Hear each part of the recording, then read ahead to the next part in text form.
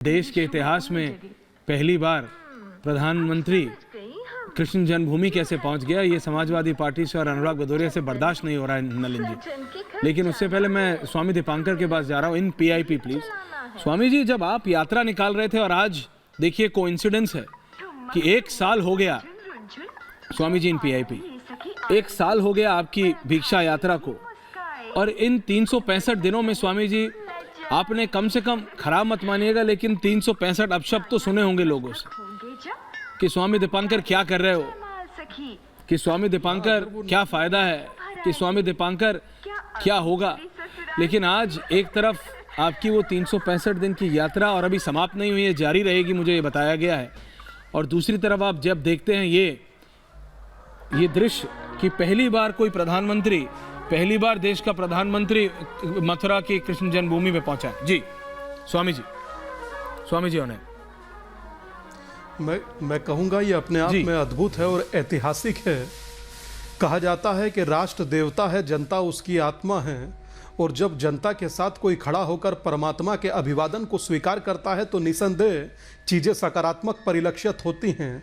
और आध्यात्मिक और सांस्कृतिक चेतना के साथ पीएम का जुड़ाव बहुत बार पहले भी देखा जा चुका है, मगर हम लोग समझते हैं कि शिव हमारे शीश हैं और कृष्ण हमारी प्रज्ञा और राम हमारे प्राण हैं। जब प्राण के साथ खड़े हुए अपने आदरणीय प्रधानमंत्री जी को देखते हैं तो निसंदेह मैं समझता हूं कि किसी भी आध्यात्मिक और सनातनी व्यक्ति का मन प्रफुल्लित ही होगा, कभी डाउन नहीं जा सकता जो सनातन को समझता है।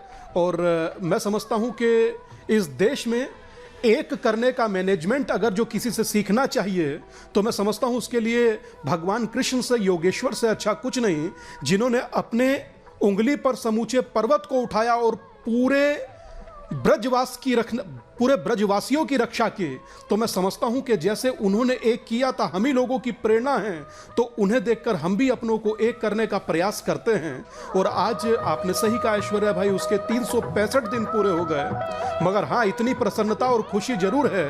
विवेकानंद कहते थे शुरू में जब आप चलेंगे तो आपका लोग मजाक बनाएंगे, और जब आप थोड़ा सा आगे और बढ़ेंगे तो आपके साथ अपशब्द भी बोले जाएंगे, हाँ मगर जब आप तीसरे स्टेज पर पहुंचेंगे तो आपको विजय प्राप्त होगी।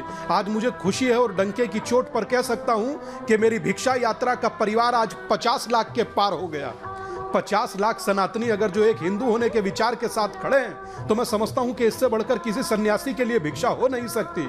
और आज जिस प्रकार का दृश्य देख रहा हूं, मैं कहता हूं कि जैसे परमात्मा को सब मैं समर्पित कर देता हूं। आज प्रधानमंत्री जी ने, यकीन मानिए मैं अपनी यात्रा के बारे में बहुत ज्यादा कुछ कहने की स्थिति में नहीं, ये देख करके समूची जिंदगी जिनकी साधना किया, समूची जिंदगी जिनकी प्रार्थना किया, रात्रि भर उठ के जिनकी उपासना की, आज उनके दर्शन करने अगर कोई प्रधानमंत्री पहुंचा है तो निसंदेह वो मेरे लिए, मैं निशब्द जैसी स्थिति में हूं। मगर इतना जरूर कहूंगा कि पीएम ने ही मेरा मनोबल बढ़ाया था विजयदशमी के दिन कहकर कि ये देश को जातियों में बांटना चाहता है विपक्ष और कांग्रेस। तो मैं समझता हूं कि वो लोग, आदरणीय प्रधानमंत्री जी हम लोगों को भी मूल मंत्र दे देते हैं, हमारी भी ऊर्जा बढ़ा देते हैं। तो इसी कारणवश मैं समझता हूं कि हम लोग और ऊर्जा के साथ आगे भी बढ़ते हैं, लक्ष्य को प्राप्त भी करते हैं। मगर हम लोग 80-90 करोड़ हैं, 50 लाख पर रुकना ठीक नहीं होगा ऐश्वर्या भाई, जब तक करोड़ों में ना पहुंच जाऊं। और मैं सीधा नलिन कोहली और अनुराग भदौरिया जी के पास जा रहा हूं। अनुराग जी वापस आ रहा हूं स्वामी जी, जरा